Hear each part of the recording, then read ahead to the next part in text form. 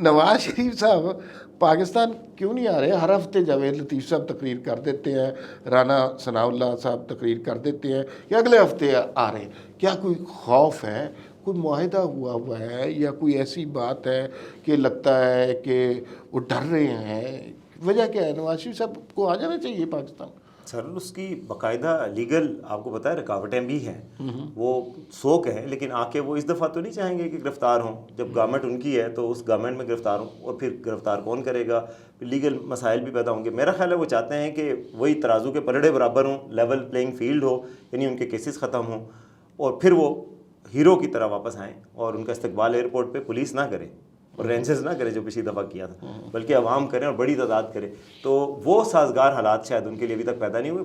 आपको पता है, आपने इंटरव्यू किया था मरियम नवाज साहिबा का, मैं भी था वहाँ पे, तो उन्होंने कहा था कि बहुत जल्द आ रहे हैं, लेकिन वो भी यही कह रही थी कि उनके लिए इतनी, हमें उनके लहजे से ये महसूस हुआ था किसी हद तक कि ये गवर्नमेंट इतना नहीं कर रही उनके लिए जितना कि होना चाहिए उनकी वापसी के लिए इकदाम के। अच्छा, इसमें वसीम ये बड़ी हैरत अंगेज़ बात है कि नवाज शरीफ साहब को अगर गिरफ़्तारी का डर है तो उस सब के बावजूद भी जो मुल्क की सूरत हाल है, एक बड़े लीडर को पाकिस्तान वापस आना चाहिए।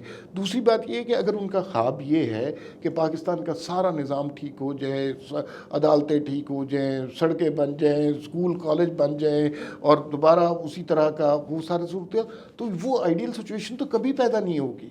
इसका मतलब है कि ये कहते ही रहेंगे कि एक हफ़्ते बाद आ रहे हैं, एक हफ़्ते बाद आ रहे हैं।